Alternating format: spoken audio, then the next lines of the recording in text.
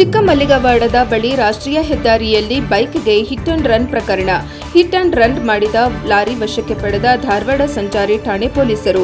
ಧಾರವಾಡ: ಬೀಗರ ಮನೆಗೆ ರಂಜಾನ್ ಅಡುಗೆ ನೀಡಿ ಬೈಕ್ ಮೇಲೆ ಮನೆಗೆ ಮರಳುವ ವೇಳೆ ಅಪರಿಚಿತ ವಾಹನ ಹಿಟ್ ಅಂಡ್ ರನ್ ಪ್ರಕರಣಕ್ಕೆ ಸಂಬಂಧಿಸಿದಂತೆ ಇಬ್ಬರು ಯುವಕರ ಪ್ರಾಣ ತೆಗೆದಿದ್ದ ತಮಿಳುನಾಡು ನೋಂದಣಿಯ ಲಾರಿಯನ್ನು ಹಿಡಿದು ತರುವಲ್ಲಿ ಧಾರವಾಡ ಸಂಚಾರಿ ಠಾಣೆಯ ಪೊಲೀಸರು ಯಶಸ್ವಿಯಾಗಿದ್ದಾರೆ. ಲಾರಿ ಹಿಟ್ ಅಂಡ್ ರನ್ಗೆ ಧಾರವಾಡ ತಾಲೂಕಿನ ಲಕಮಾಪುರ ಗ್ರಾಮದ ಮೂಲದ ಇಮಾಬ್ ಸಾಬ್ ಹೆಬ್ಬಳ್ಳಿ 21 ವರ್ಷ ಸ್ಥಳದಲ್ಲಿಯೇ ಸಾವನ್ನಪ್ಪಿದ್ದು, ಮಹಮ್ಮದ್ ಯೂನಸ್ ಮುಲ್ಲನವರ್ 17 ವರ್ಷ ಚಿಕಿತ್ಸೆ ಫಲಿಸದೆ ಆಸ್ಪತ್ರೆಯಲ್ಲಿ ಕೊನೆಯುಸಿರೆಳೆದಿದ್ದಾರೆ. ಬೈಕ್ಗೆ ಡಿಕ್ಕಿ ಪಡಿಸಿ ಪರಾರಿಯಾಗಿದ್ದ ಲಾರಿಯನ್ನ ಧಾರವಾಡ ಸಂಚಾರಿ ಠಾಣೆಯ ಪೊಲೀಸರು ಕೊನೆಗೂ ಹಿಡಿದು ತಂದಿದ್ದಾರೆ. ರಂಜಾನ್ ಹಬ್ಬದಂದು ಘಟನೆ ನಡೆದಿದ್ದು, ಲಕಮಾಪುರ ಗ್ರಾಮದಲ್ಲಿನ ಯುವಕರ ಕುಟುಂಬಕ್ಕೆ ಕಣ್ಣೀರು ಹಾಕುವಂತೆ ಮಾಡಿತ್ತು.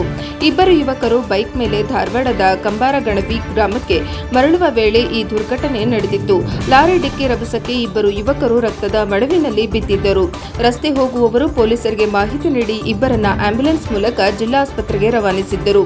ಓರ್ವ ಯುವಕ ಸ್ಥಳದಲ್ಲಿಯೇ ಉಸಿರು ಚೆಲ್ಲಿದ್ದನು. ಇನ್ನೋರ್ವ ಯುವಕ ಆಸ್ಪತ್ರೆಯಲ್ಲಿ ಸಾವನ್ನಪ್ಪಿದ್ದನು.